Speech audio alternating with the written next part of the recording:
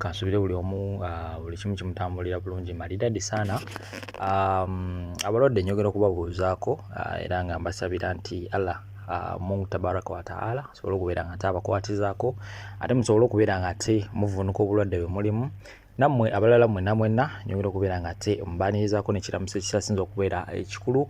Assalamu alaikum warahmatullahi wabarakatuh eri mmwe abasiraamu ate mmwe abatali banzikiriza ya busiraamu. Mukama waffe yeebazibwe. Mukama mulungi ekiseera kyonna Mukama mulungi. Amawulire si malungi nnyo oba si malungi agava sayidi eno era nga omuyimbi oba omukyala amanyikiddwa nga Evelyn Lagu ekyamazima kiri nti avudde mu bulamu bw'ensi eno.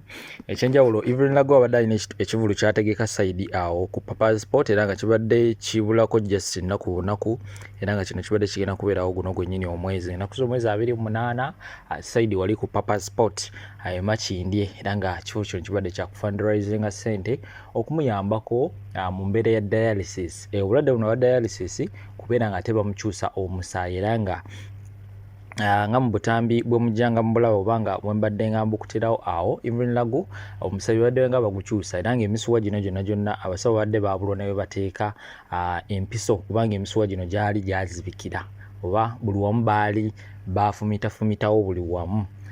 So ne batuka okubeera nga ate amacupa bagamuteeka ne ku bigere okubeera nga ate abamuteeka ku nkola eno ya dialysis bijinye ebigenda maaso sayidi eyo era nga jasigo kyolina okubeera nga okola wekumiriza wano video eno ojja kukireeko like sharingirako n'abalala eyo mpolampola naye nga kansuka okuterawo bwino omupya azuuliddwa ku nfa ya Evelyn Lagu bambi ate nleeta nkomawo n'amawulire amalala mangi nnyo still ku nsonga eno ngenda kubeerawo okuva Evelyn Lagu bw'anaatuusibwa waka mpaka ng'aziikiddwa jasi wekumire wekumiriza wano ate okubeera nga subscribe ka notification bell kateeko tubeere nga tetutambulira mu ffenna kali abo bali bw'omala subscribinga notification bell gikoneko leeta options satukona ku option ensooka kijja kubeera nkitegeeza nti ojja kubeera notified ojja kuba otuddawo nti kakati waliwo ate breaking news ezaakagwawo. So byebyo nno tuteekwa omusende bannaffe wa tap send era nga bano bakutegeeza nti sindika ssente mu nsi yonna yonna gye wandyagadde okubeera nga tosindikamu wabula mu ngeri enjawulo okozesa promo code FAD1137 osobola okubeera nga ate weefunira bonus ya $30 buli lw'osindika bakwongeramu extra $30 mu nsi yonna yonna gye wandyagadde okubeera nga ate osindikamu be bannaffe wa tap send. So kankuteera obutambi buno olabe biki ebigenda maaso sayidi eyo later on komawo n'amawulire amalala mayitirivu nnyo ku nsonga entomuba yimbi yekka ate muzanyiri wa n'ebinna Uganda abadde Uganda era binna Uganda bimu abibadde kituufu.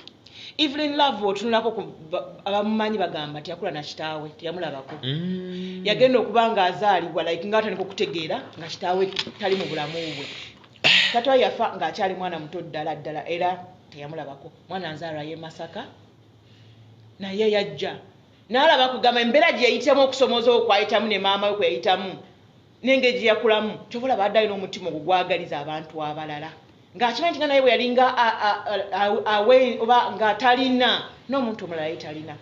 Evelyn Lagu suulyanko nti alina olutalo n'omuntu yenna okuggyako bebeeko nga bagamba nti no taata omwana aganye okola kino awo nataka okuwulira ku kintu ekyalinga Evelyn Lagu nti ayingiddeko mu lutalo ng'alina ki taata omwana atera kwayigudde omwana tutamuwa kidini lalala naye Evelyn wona wabadde wola abadde mukyala wa mirembe mukyala ayagala ebigenda mu maaso ayagala bakyala abalukira nagati wano bukola ojja tujire noti mu bayimbi bensinza okulako abakyala abadde kumpi naye bo badde owulira kyovola maaso n'omukola surprise birthday party abakyala abo era abamu ku bayimbi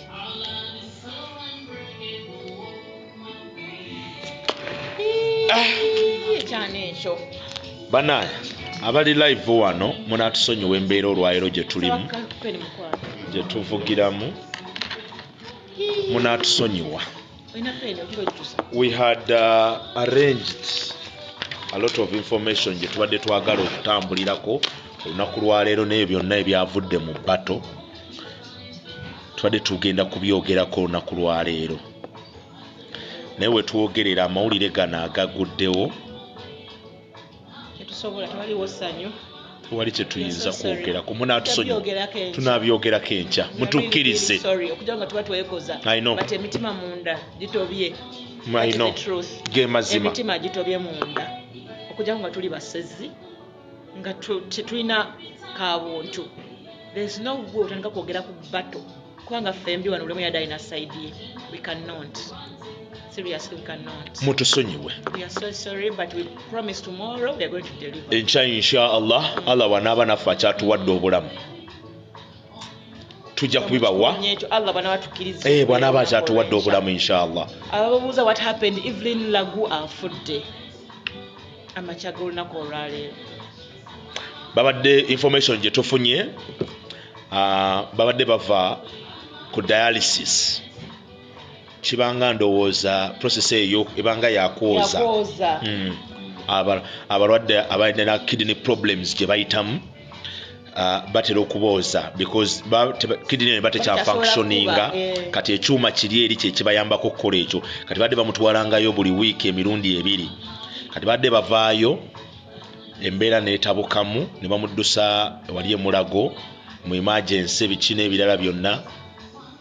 Naye abamu badde okumpi abatera okumubeerako Fred ne Isaac n'abalala nga adde batera olumu atera okufunamu embeera eyo ng'ava ku dialysis.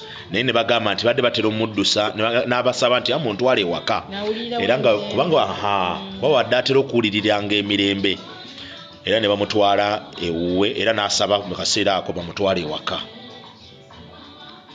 That is Entebbe Road. Era ne bamutwalayo bwatuuse eyo ne bamala okumulongoosaako kuba basabye munongoseeko naabeko biki neetereze kyuse ne ku ngoye n'embeera n'asaba ku kyokunywa. Abadde tannakimalamu n'asikondoka. Ne balowooza nti azirise n'agwa ku buli. Bw'atera okukala embeera yabadde asitera ogifuna. Kane bamusa mu mmotoka ne bamuddusa mu ddwaliro. Naye ekitegeezeddwa abasawo nti waliwo asikondokedde abadde yafudde dda. Yembeera eyo gye tulimu olunaku olwaleero kitalo nnyo ekya Evelyn Lagu. Annaye mutusonyiwe. We are so sorry.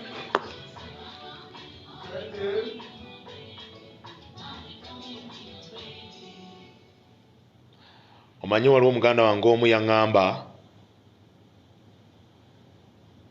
nti bwe twafiirwa kitange, Allahumma ghafir lahu warhamhu, yaŋŋamba ng'ekigambo kimu guma yembeera. Kituufu ffenna ly'ekkubo ery'okufa tufiiriddwa abantu ab'enjawulo bangi, mikwano gyaffe, ab'eŋŋanda, bazadde baffe, baani bonna, naye okufa tekumanyirikika.